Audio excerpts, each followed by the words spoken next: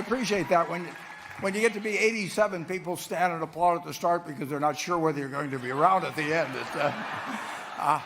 end. It's great to be with this group. It was 8 years ago. I just turned 80. I never really talked to any graduation groups or anything of the sort. It was not on my bucket list particularly. And then I got invited to go to LaGuardia, to the LaGuardia Community College. And I met a truly remarkable group.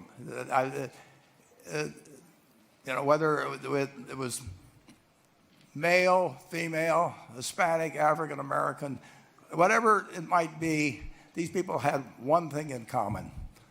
They knew they had it in themselves. They knew they could be something beyond where they were. They were willing to put their time, their energies to better themselves. And behind them, as I saw when I got to the graduation on September 22nd, frequently they had parents who were crying as they received their children received the degrees. They had spouses, they had siblings. It was one of the great experiences of my life. And at that point, I was hooked. So I went to New Orleans, I went to Chicago, I went to Detroit, I went to Cleveland, I went to Baltimore. And I met the most remarkable group of people. And if you'd told me that 22 or 2,300 out of those people would be here just 8 years later, having proven to yourself what you really could do with more skills, it's just remarkable. So I would like to just tell you a couple of short stories, and we'll draw maybe a couple of lessons from them. As I came in, Mike Bloomberg was talking, and he talked about immigrants, and I echo his remarks. But I would like to tell you of two women that each sold a business to Berkshire Hathaway, to me actually, for many, many, many millions of dollars. Both of them started with $2,500. By a coincidence, it was the exact same amount. It was everything they had in the world. And one of them was a woman who landed in Seattle in 1917, couldn't speak a word of English, had a tag around her neck. The tag said, Fort Dodge, Iowa.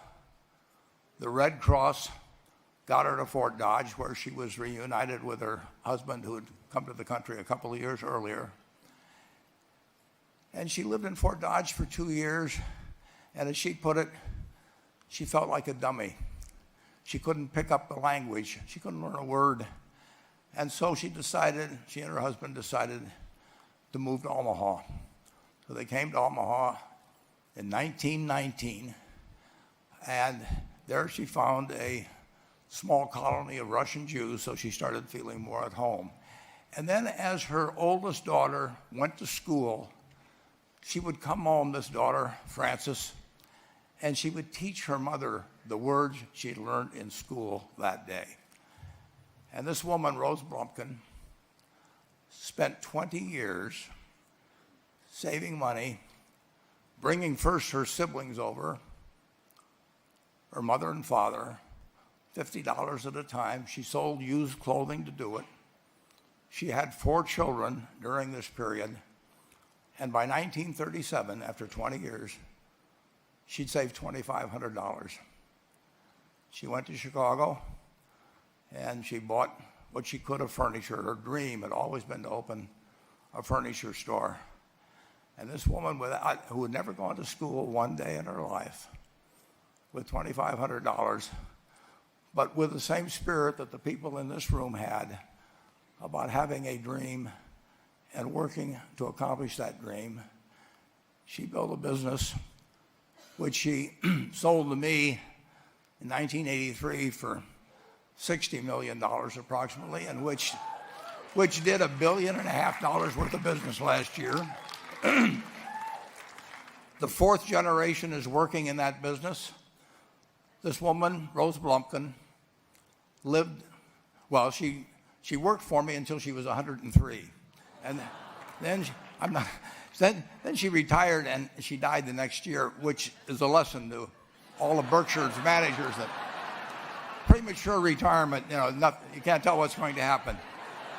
But Mrs. B, with her $2,500, one further fact about her, she could not read or write. And she went into a furniture business, and she didn't bring anything in unique in furniture, but she brought a determination to succeed. She knew she could outwork anyone else. She knew she cared about her customers. She worked at very low gross margins, but she built this incredible business. And I saw one other woman who did a similar thing with $2,500. I paid her hundreds of millions of dollars for her business. So I decided to go to the source and get these people before, I don't want you guys coming around to me asking me hundreds of millions of dollars. I'd like to join in with you much earlier. So I've followed this group, and today I'd like to tell you about one other small business person. This person, I went to buy his business from him, and he turned me down, which was very wise. But this was a fellow who was born about 8 years before I was. He was born in 1922. He was we'll call him Jack, lived in the Midwest. He was a pretty good athlete, didn't like school much.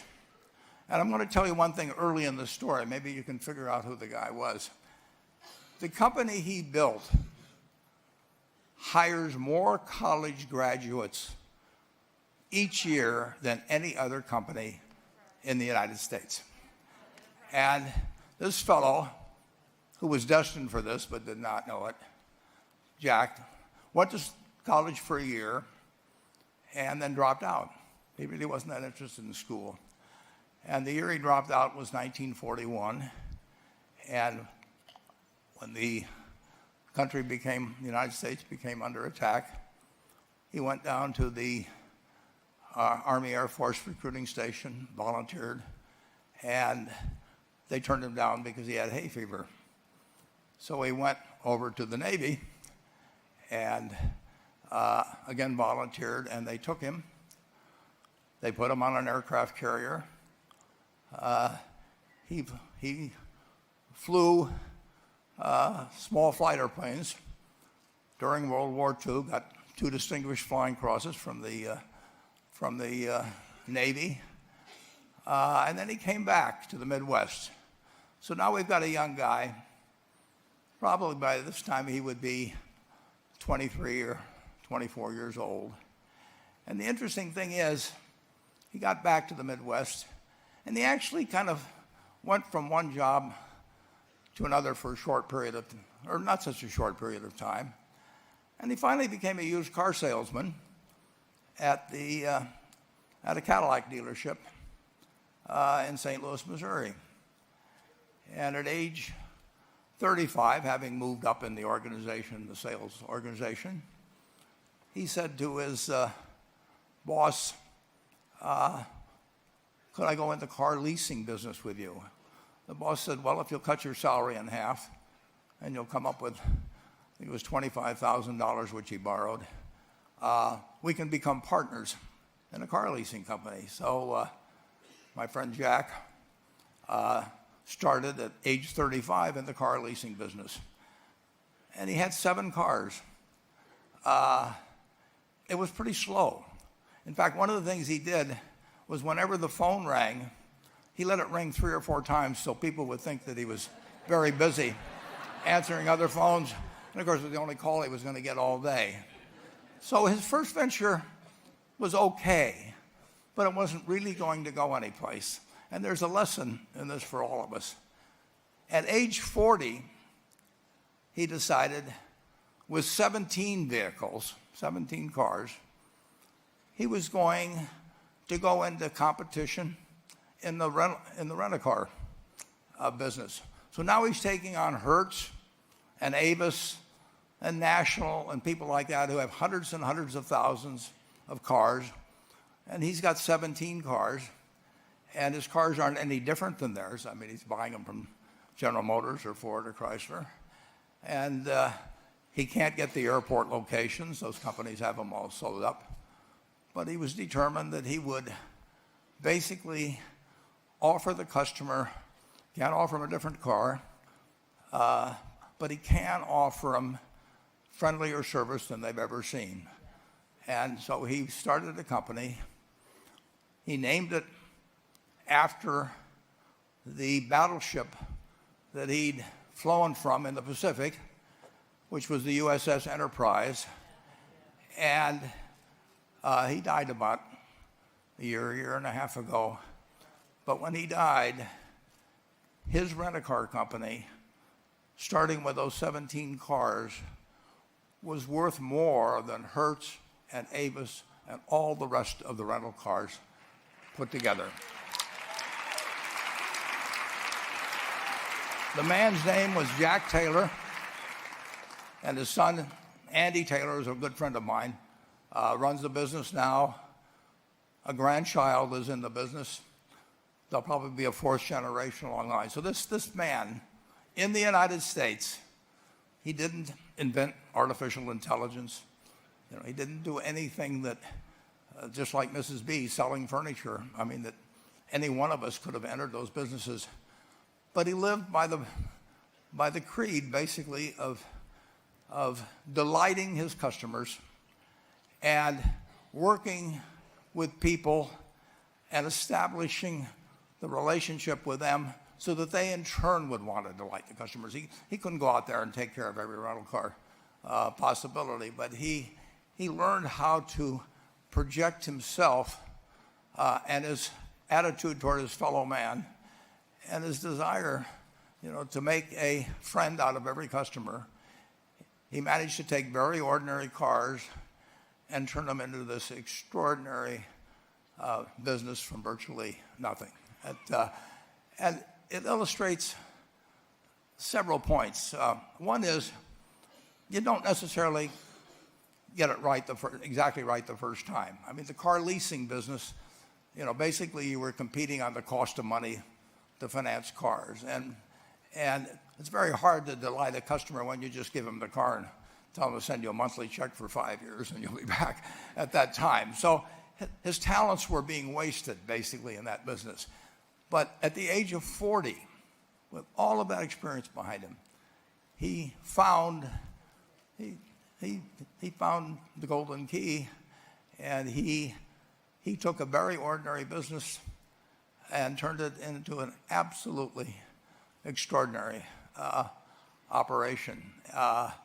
And just like Mrs. B or Rose Blumpkin did with furniture.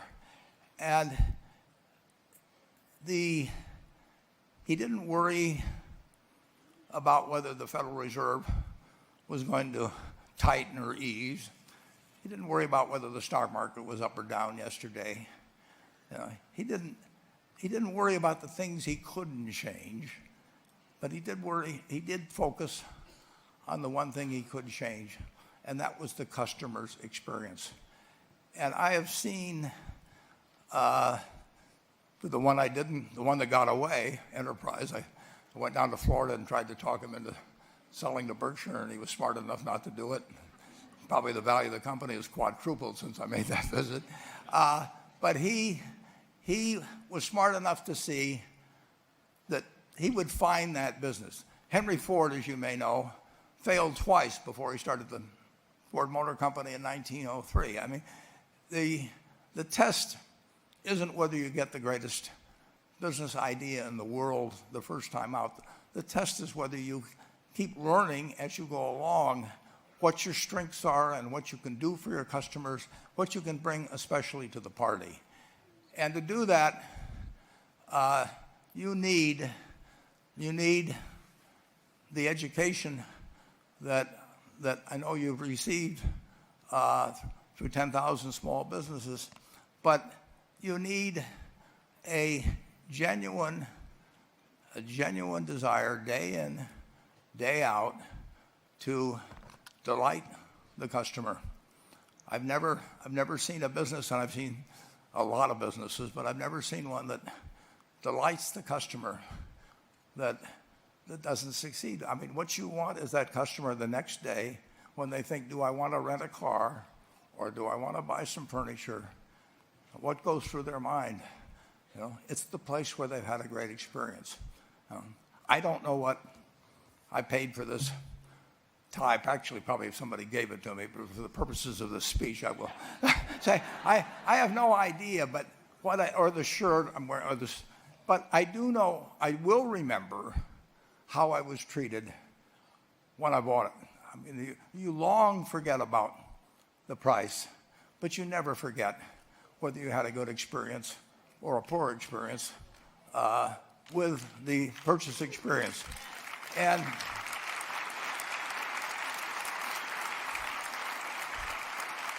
you'll have a hard time finding a person that's had a wonderful experience, a delighted experience in purchasing anything that isn't going to come back.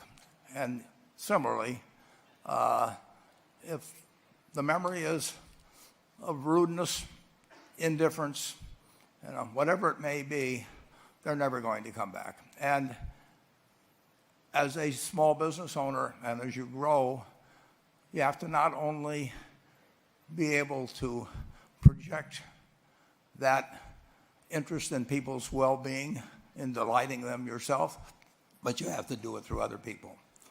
And you won't be able to do it through people who themselves do not feel they're being fairly treated, that their views aren't appropriately considered. So you really do have to learn to multiply yourself through other people. And I advise the young people that come to Omaha. We have a number of classes. The key is to certainly, in terms of your personal life, the most important decision you'll make is the spouse that most of you will likely have. And it's very important to surround yourself with people that are better than you are. You are going to move in the direction of the people you associate with. So you constantly.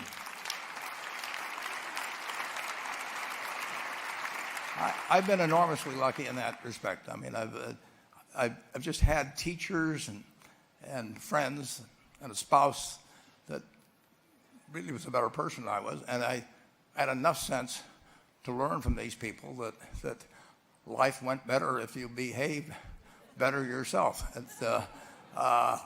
It took a while. So I advise you to seek out, as your partner in business, your partner in life, whatever it may be, look for the people that actually are examples to you rather than somebody that you think you need to straighten out yourself. And simple rules like that, delighting customers, working through other people, associating with people that will cause you to move in a better path than you might otherwise have, they will take you so far in life that it's hard to believe. I mean, they took Rose Blumpkin without being able to speak a word of English, and couldn't read or write, and they took her to what is now a $1.5 billion business. And incidentally, there's been no money put in it since the $2,500. That's been the total capital paid into the Nebraska Furniture Mart.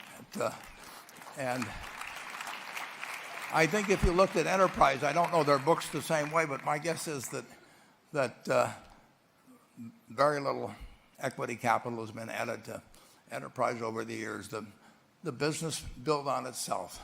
So I want to tell you, I admire this group enormously. When I met Dr. Mello's class on September 22nd, 8 years ago, I was thrilled. And I admire people that are doing what you have done. Working hard at your job at the same time, you took on an added really lot of hard work to further your skills, 99% graduate. I mean, that's a mind-blowing statistic. And I'm looking at 2,200 people here who I admire. I'm cheering for you, and I can tell you the best is yet to come. Thank you.